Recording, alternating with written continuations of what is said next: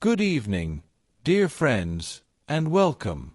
Imagine, if you will, a quiet English village at dusk, chimneys curling smoke into the cool air, lamps glowing softly behind lace curtains, and the faint sound of church bells marking the hour. It is here, in such seemingly peaceful surroundings, that secrets often stir beneath the surface. Tonight, I invite you to settle in with a warm cup of tea and join me for the Poisoned Inheritance Party, a Miss Marple Mystery. Tell me, if you had attended such a gathering, whom would you have trusted first, and whom not at all? The lamps of Marleycombe Manor glowed brightly that autumn evening, casting golden light across the gravel drive where sleek motor cars lined up like jewels. Inside, the Harrington family had gathered with friends, neighbors, and a select few from the village. The occasion was cloaked in both ceremony and curiosity, the long-anticipated reading of old Mr. Harrington's will. Glasses of sherry were pressed into hands, polite laughter drifted beneath the high ceilings, and yet, beneath it all, there lingered an unmistakable tension. Inheritance, after all, is rarely divided without whispers of discontent. The matriarch, Lady Beatrice Harrington, presided at the head of the drawing-room, her jewels glinting, her smile fixed. Conversation ebbed and flowed, but one could not help noticing sharp glances exchanged, hushed words clipped too quickly, and the rigid set of certain jaws. The will was to change everything. Fortunes gained, others diminished. And then, as the glasses were raised in a toast, one guest faltered. A hand clutched at the throat, a cry broke through the gaiety, and in moments the room erupted into alarm. A single figure collapsed, the laughter silenced, the will unread. Somewhere within Marleycombe Manor, death had taken its place at the party. Chapter 1. Whispers Over Tea. The following morning, Willowbrook's little tea shop was filled to its brim, as though every soul in the village had found urgent business requiring a cup of steaming Assam and a buttered scone. Rain tapped gently at the windows, but inside it was warm, fragrant, and humming with voices. "Poisoned, that's what I heard," declared Mrs. Weatherby, who always sat nearest the counter and claimed to know every scrap worth knowing. "Dropped dead on the spot, poor soul. And right in the middle of Lady Harrington's grand announcement." Her companion, Mr. Pettigrew, leaned forward with relish. "A bad business, inheritance. Nothing sets families against one another quite so quickly. Why, my own cousin—" But his anecdote was drowned beneath the chorus of speculations rippling from table to table. Some swore it was accidental, an unlucky swallow of tainted wine. Others hinted darkly of deliberate malice. Behind the counter, young Clara tried her best to look uninterested, though her ears were pricked like a hound's. It was not every day death intruded upon their quiet village. At a corner table, knitting needles clicked softly. Miss Jane Marple, pale blue eyes serene, listened without seeming to. She neither interrupted nor contradicted. Instead, she smiled faintly into her teacup, for she knew gossip often concealed a kernel of truth. And somewhere amidst all this chatter, that kernel was waiting to be found.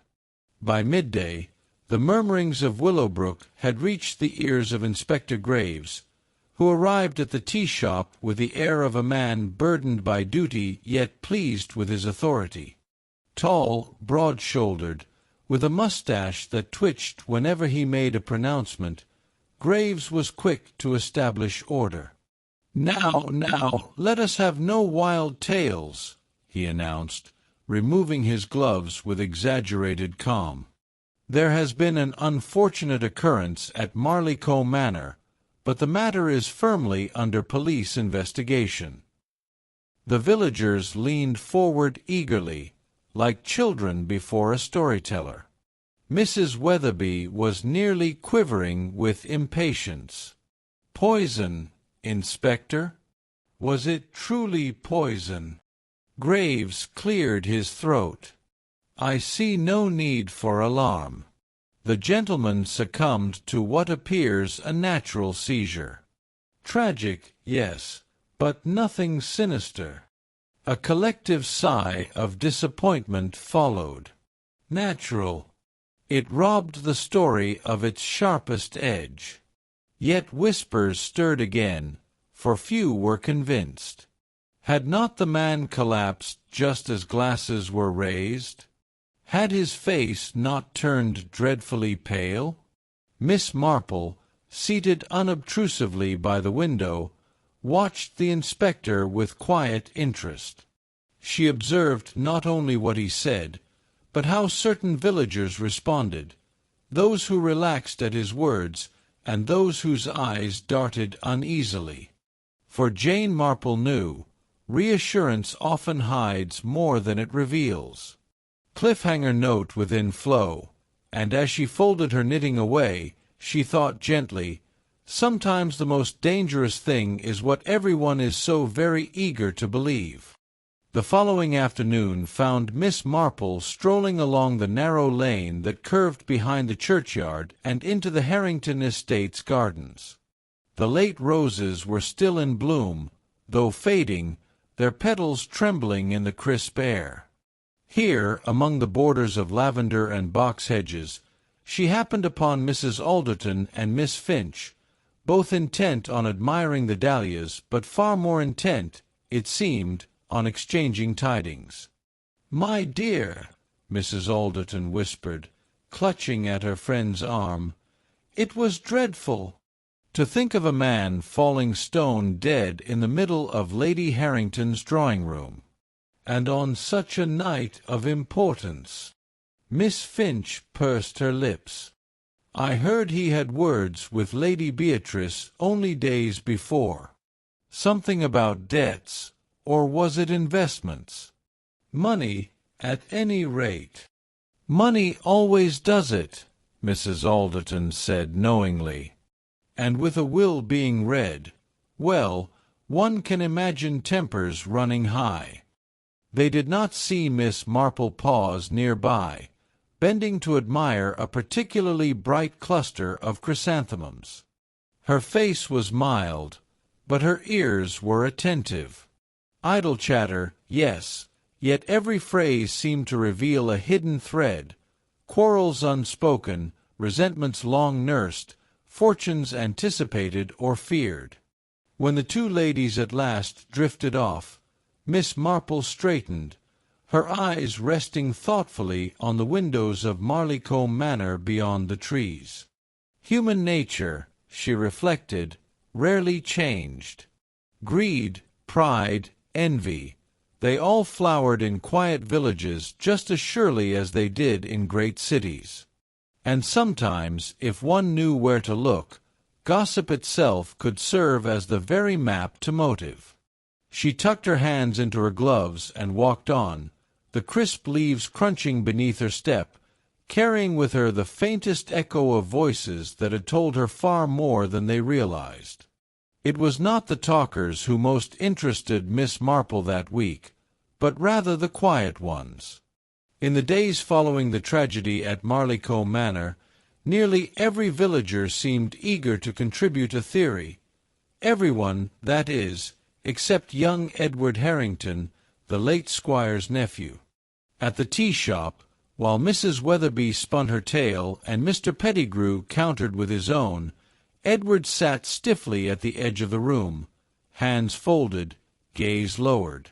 When addressed, he responded politely enough, but with such brevity that the conversation quickly flowed around him, like water past a stone. At the church service on Sunday, he slipped into a back pew after the first hymn, head bowed, lips pressed tight. Villagers noted his solemnity with approving murmurs. "A very grave young man," said Mrs. Alderton, but Miss Marple wondered. Grief had its many faces, yes, but silence of this particular kind often concealed more than sorrow. She recalled a boy in her own village long ago, who had grown noticeably quiet after a certain theft at the school fete. No one suspected him until the truth came tumbling out. Human nature, Miss Marple reflected, had a curious way of repeating itself. As Edward rose from the pew and slipped away before the final hymn, Jane Marple's eyes followed him, calm but keen. Silence, she thought, can be as eloquent as speech, sometimes far more so. Chapter 2. Seeds of Suspicion. The path to Marleycombe Manor wound through tall elms, their branches arching overhead like a vaulted ceiling. Miss Marple walked it with her usual steady step, her black hat tied firmly beneath her chin, a small parcel of shortbread balanced in her basket. A visit of condolence, she told herself, quite the proper thing after such an event, but in truth her eyes and ears would be as sharp as ever. The manor loomed against the pale sky, its grey stone dignified, its windows solemn. A maid admitted her, curtsying quickly before disappearing down the corridor, leaving Miss Marple in a great hall that smelled faintly of beeswax polish and old books. Presently Lady Beatrice Harrington appeared, regal in black silk, though her eyes were rimmed with weariness. "My dear Miss Marple," she said, pressing cool fingers into her guest's hand, "how kind of you to call! These are trying days indeed." The drawing-room was subdued. The fire burned low. Family members were scattered in uneasy clusters, Edward by the window, gazing out as though the lawns could offer solace, his sister Lydia whispering sharply to her husband, and a distant cousin riffling nervously through a newspaper. No one spoke of the will, but the silence between them was heavy with it. Miss Marple sipped her tea, noting the stiffness of shoulders, the glances exchanged and quickly withdrawn. Such tension was as telling as raised voices. She offered gentle words of sympathy, yet behind her mild eyes, her mind ticked on. Families, she thought, were like patchwork quilts. The bright pieces only made sense when stitched to the darker ones. And here, at Marleycombe, the darker stitches seemed very near indeed. The drawing-room of Marleycombe Manor still bore faint traces of the night's disturbance. Though the servants had tidied away, there remained a nervous energy, as though the walls themselves remembered. On a sideboard near the window stood a row of crystal glasses, gleaming faintly in the muted light. Lady Beatrice followed Miss Marple's gaze. "Yes," she said with a sigh. "The servants replaced them this morning. The doctor insisted everything be removed at once. Such an unhappy business." Miss Marple inclined her head sympathetically but stepped closer, her keen eyes flicking over the neat arrangement. 11 glasses in all, yet she remembered 12 had been set out. One was missing, and the positioning seemed curious, as though hastily altered. She lifted a finger lightly toward a rim. "A fine pattern," she murmured. "But how delicate crystal can be! I dare say the slightest mishandling might make one piece stand out from the rest." Edward, seated nearby, stiffened but said nothing. Lydia Harrington, by contrast, gave a sharp laugh.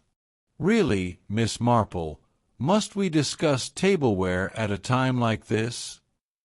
"Forgive me, my dear," Miss Marple replied, folding her hands serenely. "One notices such things when one has the habit of looking." A memory flickered. A village christening years ago, where a toast had been made, and one guest alone had found his glass curiously apart from the others. That incident had ended with illness, too, though hushed and never spoken of again. Now, watching the Harringtons' expressions, Miss Marple tucked the thought away. In matters of inheritance, as in life, it was rarely chance that placed a glass in a man's hand.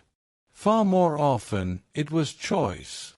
And choice, once uncovered, could point directly toward intent. Later that afternoon, Miss Marple found herself in a smaller sitting-room, a place less formal than the grand drawing-room, where the family's more personal possessions were scattered across mantel and side tables. Here the air felt less stiff, more lived in, though a certain melancholy clung about the place. As Lady Beatrice was called away by a servant, Miss Marple's gaze rested upon a silver frame, its glass slightly clouded with age. Within it, a family photograph showed the Harringtons gathered on the manor lawn, Edward standing rather awkwardly at the back, Lydia radiant at her father's side, and, curiously, an empty space where another figure had once stood. The paper had been torn, leaving a jagged edge. "Ah!" came a voice behind her. Lydia herself had returned, her tone clipped. "That photograph has no business still being displayed. My cousin insisted on keeping it, though it is quite out of date." She moved quickly, as though to turn the frame face down, but Miss Marple smiled gently and stepped aside. "Families do have their absences," she said softly, her knitting voice calm. "Sometimes the spaces tell one as much as the faces." Lydia gave no reply, only flushed faintly and busied herself with the curtains. Yet Miss Marple noted how her hands trembled, and how she would not meet her gaze. The tattered photograph lingered in Miss Marple's mind. Inheritance, she mused, was not only about money. It carried with it long histories, of quarrels, loyalties broken, and kin who vanished but were never quite forgotten. The next day, Miss Marple paid a visit to Mrs. Penberry, a widow of many years and a near-constant presence at village gatherings. The two women sat by the hearth in Mrs. Penberry's modest cottage, where the scent of lavender sachets hung in the air and the fire snapped cheerfully.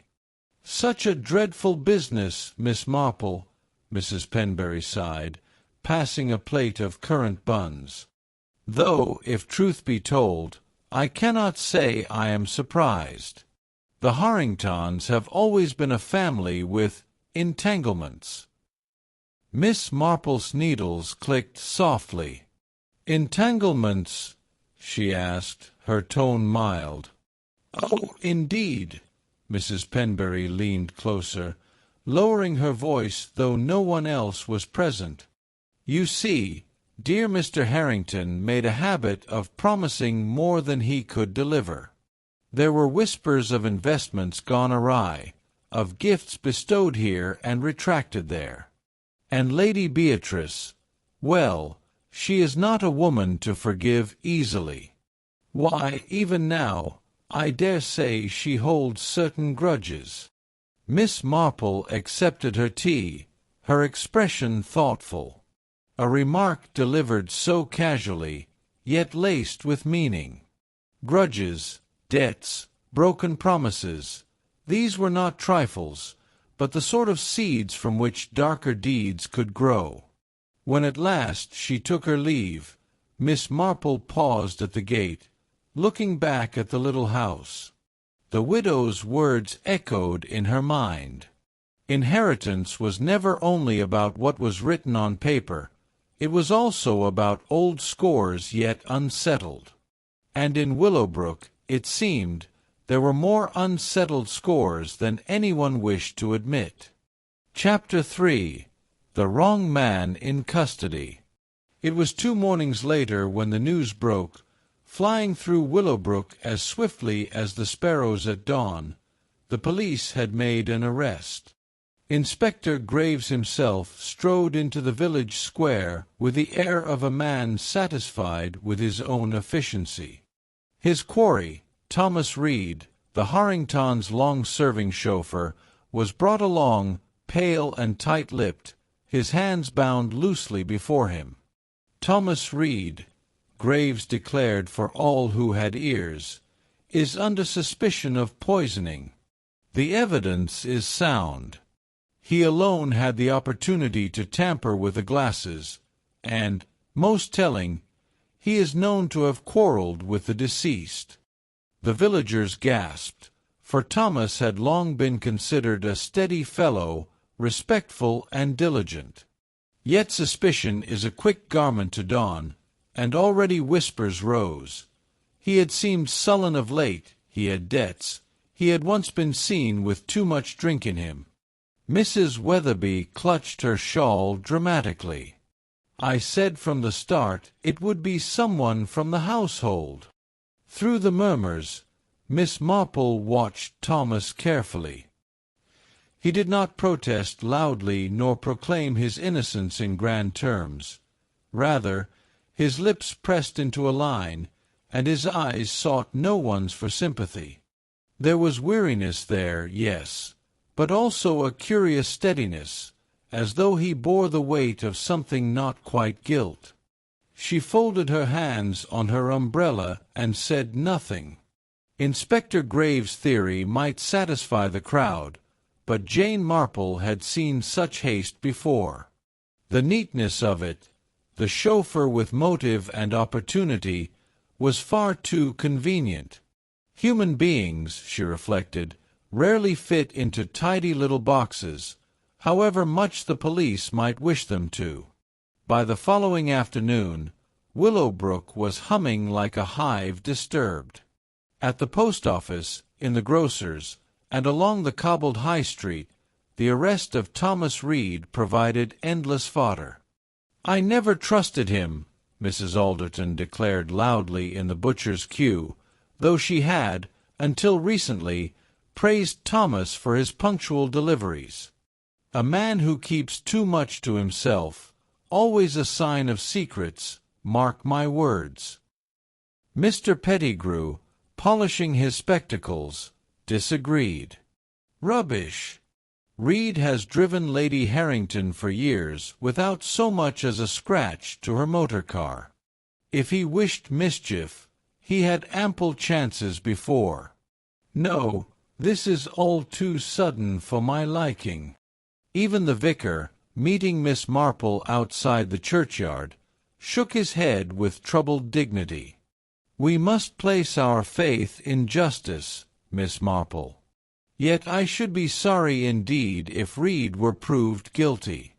A quiet man, but not, I think, a cruel one." Through it all, Miss Marple listened, her gentle smile never faltering.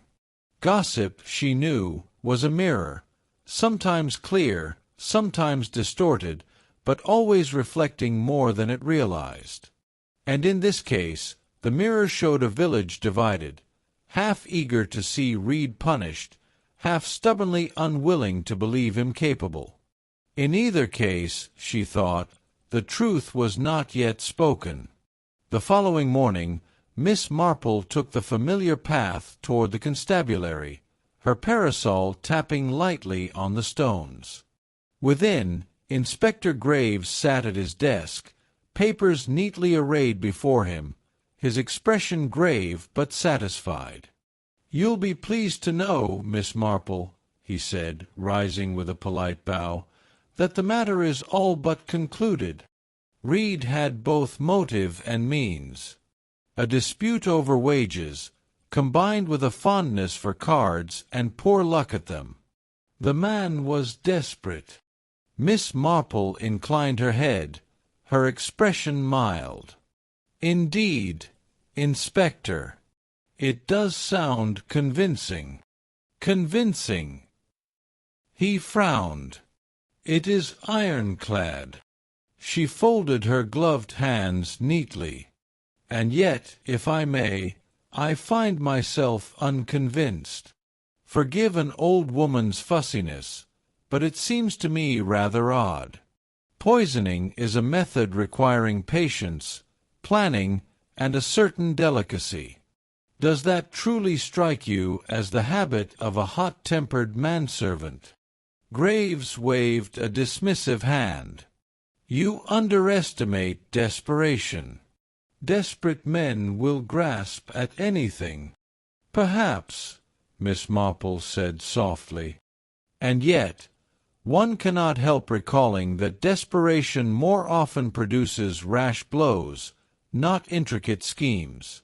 Besides, those who poison tend to know their victim well, to anticipate habits, precisely which glass will be lifted, and at what moment." The inspector's mustache bristled. "You suggest Reed is innocent?" "I suggest," Miss Marple replied gently, "that neat explanations are rarely the correct ones. Human beings are not neat creatures, after all." Her eyes, serene and thoughtful, met his squarely. He looked away first. As she departed, Miss Marple reflected that Graves' haste was telling. A tidy suspect made his task easier, but easy answers, in her experience, seldom led to the truth. That very evening, news rippled once more through Willowbrook.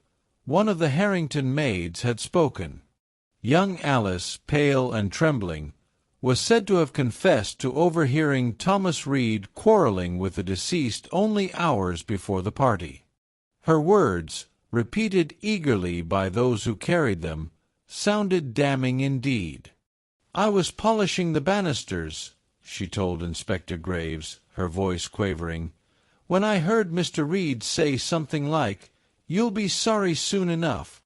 I thought nothing of it then, sir, but now, well, I realize how terrible it sounds."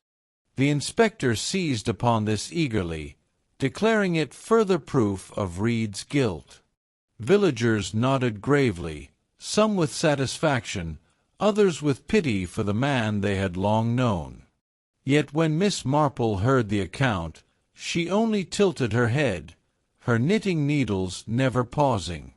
A young maid, frightened, eager to please, such testimony could be colored by nerves, or even suggestion. Words misheard, tones mistaken. And "you'll be sorry" was a phrase that could mean many things in the heat of a quarrel. To Miss Marple's mind, the picture remained too tidy. Reed's guilt was being fitted together like a child's puzzle, each piece neat, none quite convincing. Chapter 4. Secrets in the Shadows. The next morning dawned clear, with a pale sunlight slanting through the yews in Willowbrook's churchyard. Miss Marple, taking her customary stroll, paused to admire the lichen-covered stones and the quiet serenity of the place. Birds called from the hedges, and the air smelled faintly of damp earth and moss. It was here, amid the stillness, that she encountered old Mr. Jacobs, the sexton, leaning on his spade. "A sad affair, Miss Marple," he said, nodding gravely, "though no one should be surprised. The Harringtons have quarrelled among themselves for years. Never a funeral without sharp words at the graveside, I'll tell you that." He chuckled dryly, then tapped his spade against the ground. "I remember years ago, young Edward storming out of service after a row with his uncle. Money, property, there was always something. And the daughter, Lydia, fierce temper, that one. You mark my words, more fire than any man could manage." Miss Marple listened, her expression as gentle as the sunlight falling across the stones. Family quarrels were as common in villages as nettles by the roadside, yet when tied to fortunes, they had a way of festering, turning small slights into dangerous resentments. She thanked the sexton kindly and walked on, her thoughts turning over his words. Among the mossy stones lay the truth that families often buried as deep as the dead, grudges, jealousies, betrayals, all unseen until someone disturbed the ground. And now, at Marleycombe Manor, the ground had certainly been disturbed. That afternoon, Miss Marple was received once more at Marleycombe Manor. Lady Beatrice, though clearly fatigued, welcomed her kindly enough, for Miss Marple's visits always carried a note of unthreatening comfort.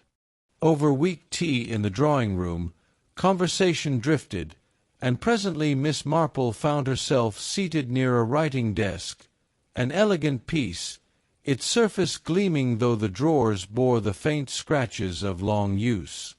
When Lady Beatrice excused herself to speak with a solicitor in the hall, Miss Marple's gaze wandered, not idly but with a practised keenness. The desk stood slightly ajar, as though hastily closed. A loose corner of paper protruded, catching her attention.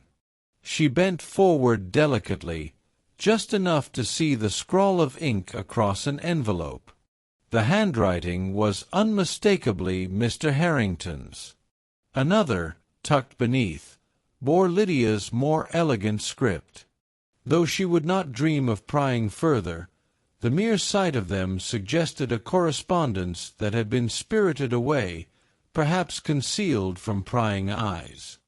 Later, Lady Beatrice returned, remarking absently, "My husband kept far too many papers. Promises, notes of hand, agreements, all of which complicate matters dreadfully now."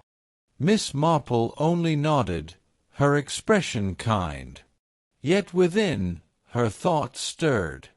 Promises broken or withdrawn, these were debts of a kind more poisonous than money itself. The very existence of such letters hinted at obligations, perhaps even betrayals, long concealed but never forgotten. When she left the manor, the air outside felt sharper, the late autumn sun dipping low. Miss Marple knew families did not fracture in an instant. They cracked over years, piece by piece, letter by letter, until finally one fracture proved too deep to mend. And often, in such cases, death arrived not as accident, but as consequence. Evening had settled over Willowbrook when whispers spread that Marleycombe Manor had received an unexpected caller. Few things stirred the village faster than the sight of a motor car pulling up a drive at an odd hour. By the time word reached the tea shop, speculation was in full swing. Some said it was a solicitor from London, others insisted a distant cousin had returned, summoned by the lure of inheritance. The truth, however, proved more disquieting. The visitor was a man named Gerald Blackwood, a figure not seen in the district for over a decade. Once he had been in business with Mr. Harrington, until some quarrel ended matters abruptly. Now he returned, bold and unannounced, stepping into the very halls where tempers already ran high. Those present at the manor described the scene vividly later, Lady Beatrice stiff with outrage, Lydia's eyes narrowing with something very like fear, and Edward pacing restlessly. Blackwood himself carried an air of smug assurance, declaring in tones that carried down the corridor, "I have a right to be here. Certain matters were never settled, and I will not be denied what is mine." By the time the servants cleared away the last of the evening trays, the house had fallen into a heavy silence. For Miss Marple, who learned of these events from the postmistress the following morning, the pattern was growing darker. Old quarrels, resurfaced debts, and now a man with unfinished business, ingredients, she knew, that could only curdle into something most unpleasant. It was in the garden of the vicarage that Miss Marple caught it, a passing phrase, no more than a handful of words, but enough to make her needles pause mid-stitch. Lydia Harrington had come calling under the pretext of helping arrange flowers for Sunday service, though her manner was restless, her voice a touch too eager in conversation. They spoke lightly of roses, of the approaching frost, of the dreariness of legal matters that seemed to consume the family. Then, with a sigh, Lydia remarked, "It's dreadful, of course. But at least with Uncle gone, the matter of the papers will trouble us no longer." Miss Marple looked up, her eyes mild, her smile unchanged. Papers! Such an innocuous word, spoken casually. Yet Miss Marple remembered the writing desk, the letters glimpsed within. Papers that clearly still mattered, if not to the dead, then to the living. Lydia, realizing she had said too much, colored slightly and turned her attention to the arrangement of lilies, as though the flowers demanded her complete concentration. The conversation drifted elsewhere, but Miss Marple's mind did not. People, she knew, revealed themselves not in their grand declarations, but in their slips, in the words they wished to take back the moment they left their lips. Lydia's phrase was one such slip, tying motive to something very real and very dangerous. As Miss Marple gathered her knitting bag to depart, she felt the first true tug at the tangled skein of the mystery. The truth was drawing closer, though not yet revealed. Chapter 5. A Second Shadow Falls.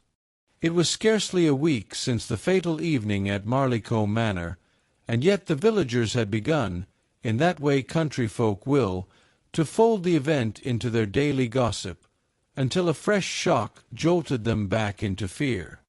Lady Beatrice had insisted on hosting a smaller gathering, a luncheon meant to restore some normality. The table was laid with silver and autumn flowers, the servants moving with brisk precision. Conversation faltered but limped along, each guest pretending that laughter and polite chatter might somehow drive away the unease that hung in the air. Then it happened. Edward Harrington, seated beside the vicar's wife, lifted his glass of claret. His hand trembled. A moment later, his complexion drained of color, and he slumped forward, sending his fork clattering onto the china plate. Gasps rose from every corner of the table. Lady Beatrice screamed. The vicar's wife leapt to her feet, crying for help. Edward's lips moved soundlessly, his breath shallow, his body shuddering with a faint convulsion. Yet, unlike the first victim, he did not fall silent into death. Within minutes, a physician summoned from the village arrived, declaring the attack alarming but not fatal. Poison again, he suggested gravely, though in a smaller dose, or perhaps merely a warning. The luncheon dissolved into panic. Guests whispered fiercely, eyes darting at their plates, their glasses, their neighbors. If one Harrington death had been tragedy, a second attempt was unmistakably murder stalking the family.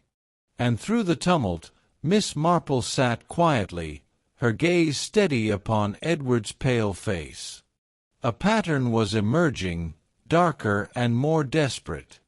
Someone in Marleycombe Manor had not finished what they had begun. Inspector Graves was a man unused to doubt. Yet after Edward Harrington's collapse, doubt clung to him like a persistent fog. He doubled down all the same, clinging to his chosen suspect with the stubbornness of a terrier. "It is clear enough," he declared at the inn that evening, a small crowd hanging on his every word. The chauffeur, Reed, struck once and, fearing discovery, struck again. These matters are simple when you strip away the nonsense of village gossip." But even as he spoke, the cracks in his theory widened. Reed had been nowhere near the luncheon. Half the guests had seen him driving errands in the village. And what would he gain by attacking Edward, who had always treated him with a rough but genuine kindness? The logic frayed the more it was pulled.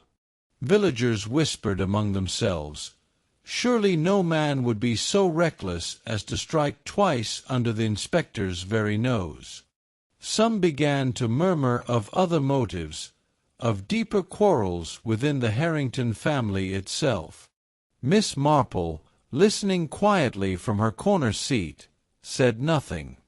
She merely noted the tension in Graves' jaw, the way he gripped his glass too tightly. A man who feared losing authority often spoke loudest. And in Marleycombe Manor, the real culprit, she suspected, listened too, relieved that suspicion still lingered elsewhere, yet fearful that the veil was beginning to lift. Miss Marple had long held the belief that the smallest things, the ones most people overlook, often speak the loudest truths. It was this belief that guided her steps into the quiet morning-room of Marleycombe Manor, where the air smelled faintly of beeswax and old leather. The household, restless after Edward's collapse, had left rooms in slight disarray, trays half cleared, drawers ajar. She paused before a sideboard that had been hastily shut. The top drawer resisted a moment before yielding, and within lay a jumble of writing paper, sealing wax, and oddments of string. Nestled among them, gleaming dully in the morning light, was a key. Not an ordinary key, either. It was small, brass, worn from years of use. Miss Marple turned it gently between her fingers, noting its old-fashioned cut. Such a key would not fit the newer locks of the house. No, this belonged to something older, something tucked away. A cabinet, perhaps, or a desk drawer long unused, perhaps even the very one where she had glimpsed letters days before. The family bustled past in the corridor, their voices taut with anxiety. None noticed her discovery. Miss Marple slipped the key back exactly where she had found it, her face composed, her manner mild. To reveal it too soon would be folly. For now she alone knew. Somewhere in Marleycombe Manor was a lock waiting for that key, and behind it the truth. The question was not whether she would find it, but what she might unleash when she did. The following day, Miss Marple sat by her parlor fire, a tray of tea and currant buns at her elbow, her needles clicking softly as she knitted. Yet her mind was far from the gentle rhythm of her stitches. Instead, it wandered through the tangled thickets of memory, cases she had known, whispered scandals, tragedies hidden beneath lace curtains and polite smiles. She recalled poor Mrs. Denham, taken ill after a church supper, when the blancmange had been ever so slightly bitter. And there was young Harry Soames, years ago, whose tonic had been tampered with by a jealous cousin. In both instances, poison had crept silently, unseen, masked by ordinary comforts, pudding, medicine, wine. Always something trusted, always something shared. The Harrington affair bore the same pattern. A glass raised, a plate cleared, and within it the sting of malice. Yet here the poison had been measured differently. One dose to kill, another to wound but not quite finish. Such precision was no accident. It suggested a hand not only ruthless, but calculating, clever, even confident enough to strike twice under watchful eyes. And more curiously still, it suggested someone who understood doses, timings, the very science of poison. not a desperate lashing out, but a mind with knowledge and patience. Miss Marple sipped her tea, her gaze soft upon the flames. Others saw only tragedy, confusion, fear. But she saw a pattern repeating, as it always did in villages and families alike. People did not change so very much. Their sins merely wore different costumes. Miss Marple smiled faintly, for she had seen this before. Chapter 6. The Net Tightens. It was with her customary gentleness that Miss Marple set her plan into motion. She had long since learned that the surest way to coax secrets from reluctant lips was not through stern questioning or official summons, but over cups of tea, under the guise of kindness. And so, on a crisp afternoon, she sent out a few polite notes, written in her neat hand, inviting Lady Beatrice, Lydia Harrington, and even the unwelcome Gerald Blackwood to her cottage for a little comfort and company. The invitations were accepted, for who could refuse Miss Marple? Her reputation for harmless goodwill disarmed even the most wary. And besides, in a time of distress, no one dared appear rude to the elderly spinster who had spent her life knitting for bazaars and lending books from her shelves. When the guests arrived, they found the cottage as cozy as always, a fire dancing in the hearth, the scent of freshly baked scones, a small vase of late chrysanthemums on the table. The tea was poured into thin china cups, the sort that seemed too fragile to hold anything heavy, and conversation began with the ordinary: weather, health, village doings. But Miss Marple's eyes twinkled behind her spectacles, her knitting lying idle in her lap.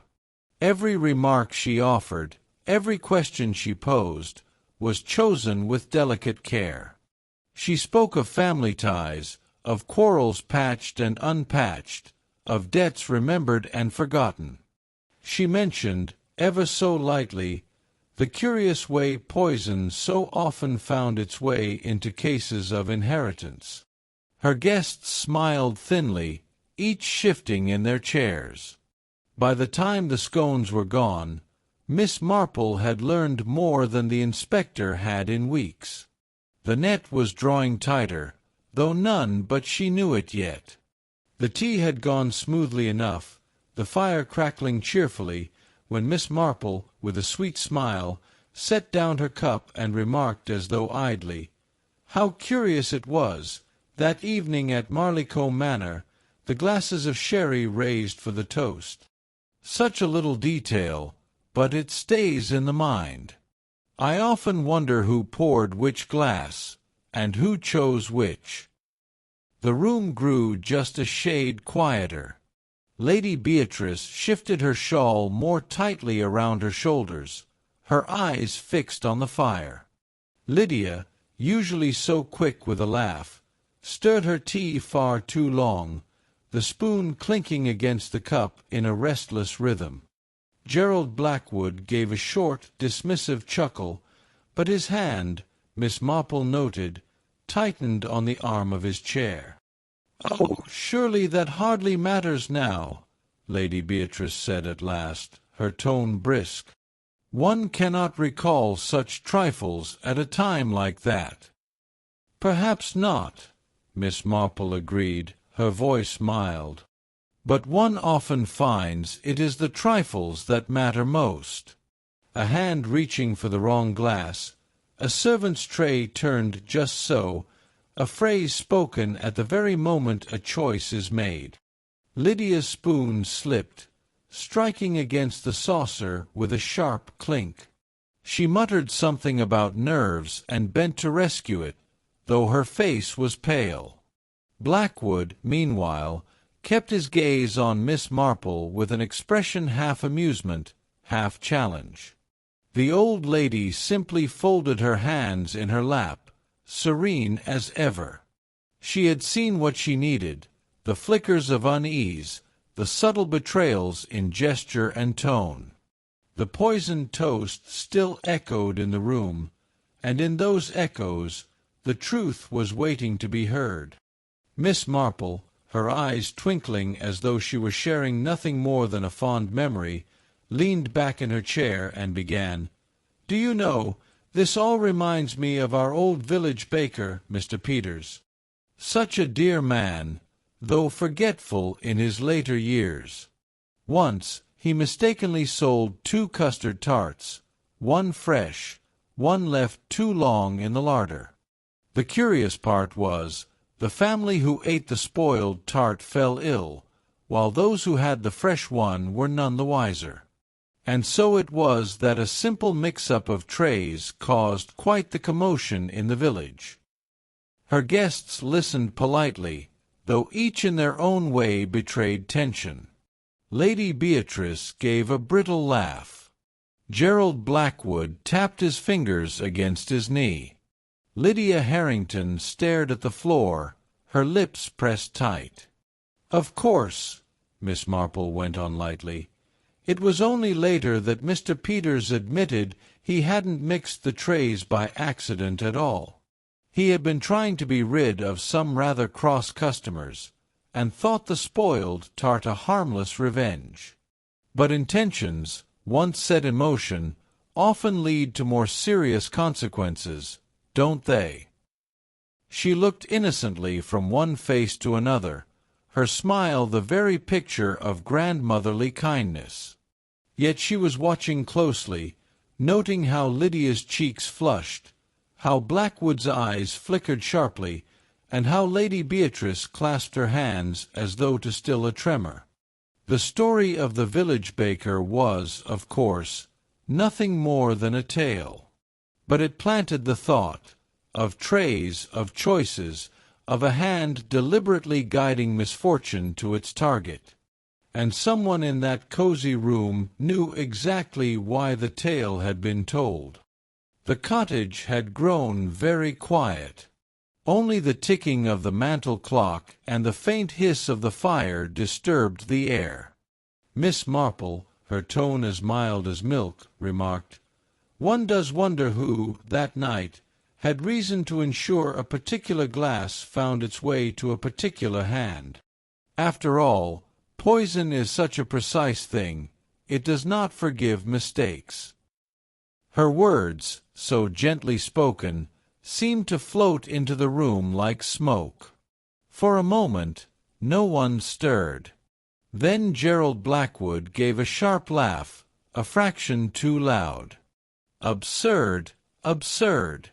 If anyone meant to kill, surely they wouldn't have risked muddling glasses in a room full of people." It was meant as dismissal, but the eagerness in his protest rang too brightly.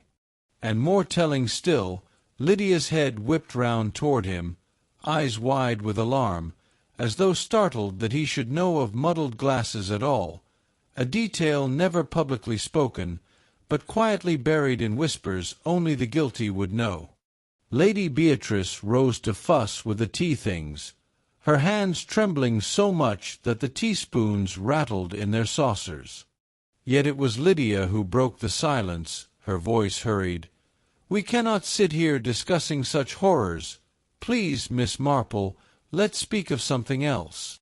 Miss Marple only smiled serenely, folding her knitting once more into her lap. She had seen what she wished to see, a laugh too quick, an expression too startled, a phrase that should never have been known. The web had tightened, and in its snare the guilty had twitched. And in that moment Miss Marple knew the truth.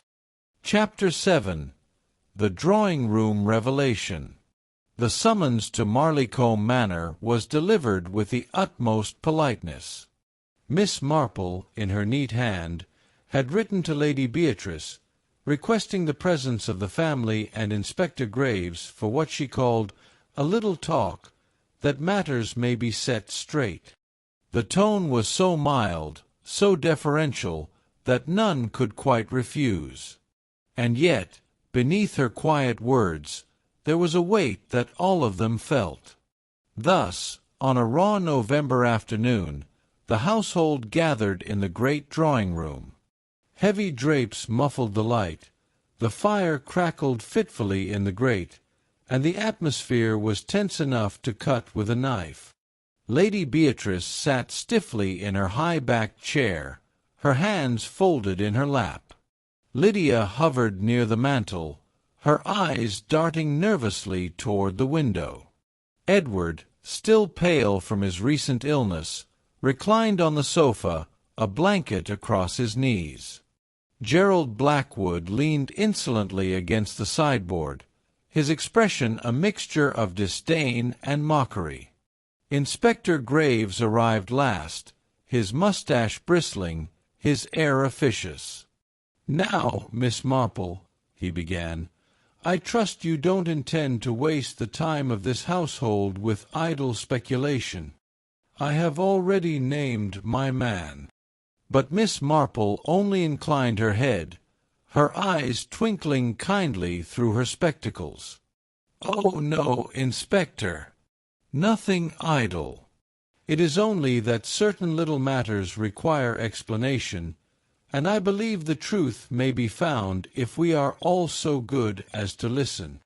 The fire hissed as a log shifted, sending a shower of sparks up the chimney. Around the room, eyes met and fell away, each heart beating faster than the calm old lady's gentle voice might warrant. The stage was set. The revelation was about to begin. Miss Marple folded her hands neatly in her lap, her gaze moving gently from face to face. Her tone was the same one she might have used when explaining a recipe for seed cake, calm and unhurried. "You see," she began, "the poisoned glass was no accident. It was arranged with deliberate care. At the party, the tray of sherry was carried in, each glass identical to the other, or so it seemed. But one was different, ever so slightly. A glass already set aside, placed in just the right spot to be lifted by the intended victim." Lydia made a faint sound, quickly stifled. Gerald Blackwood shifted against the sideboard, his eyes narrowing. Miss Marple continued, "The trick lies in who guided that tray. Not the servant. Poor Alice only did as she was told. The order was given quietly, in passing, to place the tray upon the right-hand table, and to be certain that Mr. Harrington's glass came first into his hand. That detail, so small, would pass unnoticed, unless one were watching for it." Inspector Graves gave a snort. "And you claim to have been watching?" "Oh, not at all," Miss Marple replied pleasantly. "But one learns to notice patterns. Glasses exchanged, trays shifted.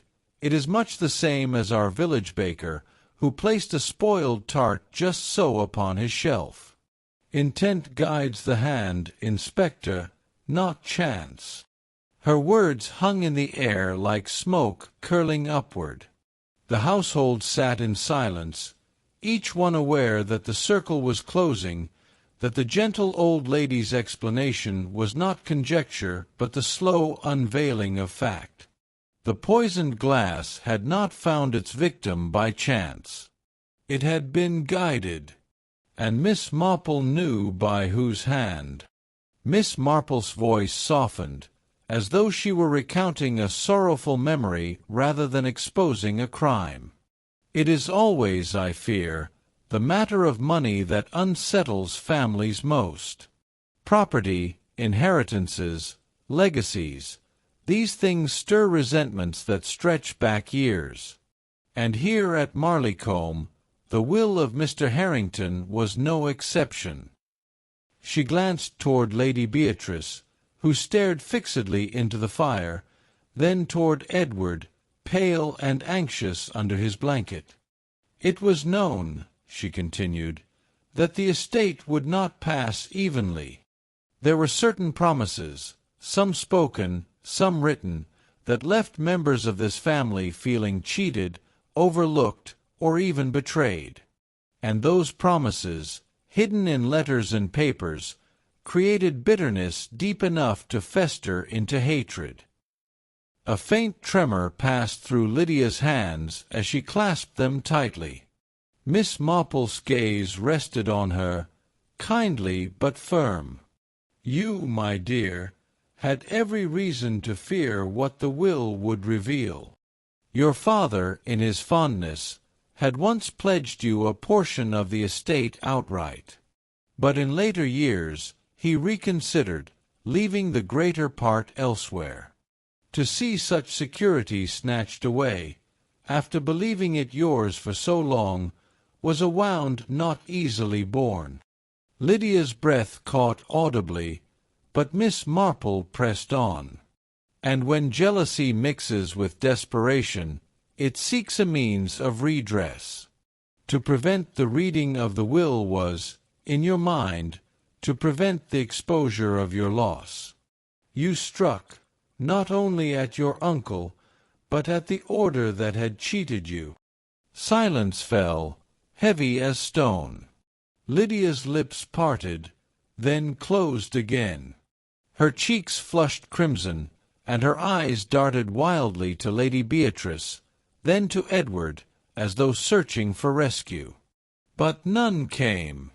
Miss Marple's words lingered in the air, clear and irrevocable. The motive stood revealed. For a long moment Lydia stood motionless, her face pale against the firelight. Then, with a sudden cry, she pushed back from the mantel, her composure shattering like glass. "Yes," she burst out, her voice trembling, sharp with despair. "Yes, I did it. What choice was I given? Promises made, then broken. My life, my future, all of it snatched away as if I were nothing, as if I were to be cast off like an unwanted guest in my own home." She pressed her hands to her face, words tumbling in a rush. "I only meant to stop the will. Only that. I thought if Uncle were gone before it could be read, everything might remain as before. And Edward was never meant to die. I wanted only to frighten him, to prove that matters were not yet finished." Lady Beatrice gasped, sinking back in her chair, while Edward groaned softly, covering his eyes. Inspector Graves shifted uncomfortably, his bluster gone, his jaw working as though he could not decide whether to speak or remain silent. Miss Marple, calm amid the storm, simply inclined her head. "It is always the little things, my dear, the slips of the tongue, the misplaced key, the stories repeated too neatly. They reveal what the boldest denial cannot hide." Lydia collapsed into the nearest chair, shoulders shaking, her confession wrung from her not by force, but by the quiet inevitability of truth. And in the hush that followed, it was clear, the village would never look quite the same again. Chapter 8. Tea After Tragedy. In the days that followed the grim confession at Marleycombe Manor, Willowbrook began, slowly and almost tenderly, to return to its accustomed rhythm. The little shops lining the high street opened once more with their familiar jingles of bells, the butcher polishing his counter, the baker putting out fresh loaves, their comforting scent wafting down the lane. The clatter of milk churns and the cheerful clip-clop of the postman's bicycle spoke of life resuming its rightful order. Yet, beneath the familiar patterns, something subtle had shifted. In the tea-shop, conversations were still peppered with hushed references to the inheritance party and poor Lydia. But the tone was gentler now, the sharp excitement of gossip softened into something nearer to sympathy, or, at least, to curiosity tempered with caution. Mrs. Finch, who had been among the loudest to speculate, now sighed over her cup and declared that the whole affair only proved how dangerous money could be. Others nodded gravely, returning to safer subjects: the weather's turn, the vicar's sermon, the quality of seed cake this season. Even the children, who had whispered of ghosts lingering about the manor, were coaxed back to school lessons and playground games. There was, in Willowbrook, a sense of breathing out after holding one's breath for too long. Order, routine, and tea-time comforts crept back into the corners where dread had dwelled. And yet, though daily life resumed its tranquil march, the memory of poisoned glasses and whispered motives lingered, like the faint aftertaste of something bitter hidden within a sweet. One evening, when the September air had turned brisk and the leaves outside rustled like old paper, Miss Marple sat by her hearth with her old friend, Mrs. Weatherby. The fire crackled cheerfully, sending shadows dancing across the floral wallpaper, while the ladies sipped their tea in comfortable silence before words began to flow. "It is curious, is it not," Mrs. Weatherby mused, "how such dreadful things can spring from the quietest of households? One imagines country families are all apple pies and garden fates, but beneath—" She shook her head, eyes glinting in the firelight. Miss Marple's needles clicked softly, the rhythm steady. "Beneath," she agreed, "there are always the same old frailties: jealousy, pride, fear, and greed. Human nature does not change, my dear, whether in Marleycombe Manor or a cottage at the end of Rosehill Lane. It is the little weaknesses that grow, given the right soil." Mrs. Weatherby sighed. And all that sorrow, over money that never brought happiness in the first place. Miss Marple smiled faintly, her eyes kind yet distant. "Yes. Money is a curious poison in itself. It tempts people into believing it will mend what is broken, when in truth it often sharpens discontents already there. One sees it often in villages, over an inheritance, a parcel of land, or even a brooch passed to one sister instead of another. The scale may differ, but the seeds are the same." The fire popped, and Mrs. Weatherby drew her shawl closer.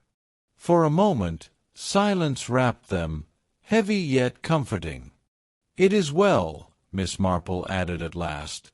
"That truth, once uncovered, lets healing begin, though scars remain." Inspector Graves arrived at Miss Marple's cottage one afternoon, his boots leaving damp prints upon the path after a morning rain. He carried his hat in his hands, turning it idly as though it were an object requiring examination. Miss Marple, ever gracious, ushered him inside and offered tea, which he accepted with a muttered thanks. For a time, he studied the steam rising from his cup rather than the elderly lady opposite him. Then, with a gruff clearing of his throat, he spoke. "I'll admit, Miss Marple, you saw what I did not. Too eager I was to trust appearances, too certain of what seemed most obvious." Her needles clicked softly, the only sign that she had heard. "It is not uncommon, Inspector," she said gently. "We all prefer the simple solution. But human beings rarely oblige us by behaving simply." Graves gave a short, rueful laugh. "You've the right of it there. I had my mind set on Reed and his quarrel. Never thought to notice the little matters you did. A key out of place, a phrase half-spoken, things that seemed trifling to me." He paused, his gaze finally lifting to meet hers. "But you pieced it together as if it were a tapestry." Miss Marple inclined her head modestly. "It was merely a matter of observation, Inspector. And perhaps a long memory of other small tragedies in other villages. The inspector drained his cup, then stood, placing his hat back upon his head. Well, I'll not say it often, but I'll say it now. I'm in your debt, and I'll not underestimate you again. When the door closed behind him, Miss Marple smiled faintly. She had no need of gratitude, but it was pleasant, all the same. The morning sun lay gentle upon the village, glinting off dew-dropped hedges and painting the air with the promise of autumn's mellow days. In her back garden, Miss Marple bent carefully over a bed of roses, her hands, neat and steady, guiding the shears with patient precision. Each snip released a faint fragrance, the sweet and familiar perfume of petals long tended with love. Birdsong trilled from the apple trees, and the distant toll of the church bell carried across Willowbrook, reassuring in its constancy. The days of suspicion and hushed scandal seemed now like a fading storm, one that had swept through, leaving its damage, but also leaving behind a stillness more deeply felt. Miss Marple straightened, wiping her hands upon her gardening gloves, and regarded her roses with satisfaction. They had weathered wind and rain, yet bloomed again, much as the village itself would. Shops bustled, the tea-room hummed, and even Marleycombe Manor, with its heavy shutters drawn, had returned to a kind of uneasy silence. She thought of Lydia's confession, of lives forever altered, and felt the quiet ache of pity. And yet, she knew, such was the way of human life. Shadows and sunlight, joy and sorrow intertwined, as constant as the turning of the seasons. A robin hopped close to her foot, fearless in its search for crumbs. Miss Marple smiled, leaning down to scatter a few from her pocket. The garden was alive, the air sweet, and peace, fragile though it might be, had returned. And so, in the quiet lanes of Willowbrook, life went on, though some hearts carried shadows still. And so, dear friends, our mystery draws to a close. The poisoned inheritance party, with all its whispers and its secrets, has left the village of Willowbrook touched by shadows, but also restored to its gentle rhythm once more. Shops open their shutters, children laugh in the lanes, and neighbors lean across garden fences with cups of tea in hand, gossip returning to safer, kinder subjects. At the heart of it all sits Miss Marple, in her neat little cottage, roses blooming at her window. She never sought credit, nor did she raise her voice above others. Instead, she simply listened, observed, and understood, because she knew that human nature, in all its frailty and folly, will always reveal itself if one pays attention. That, perhaps, is the true wisdom she offers us, that even the gravest mysteries are solved not by brilliance alone, but by patience, kindness, and a keen eye for the truth.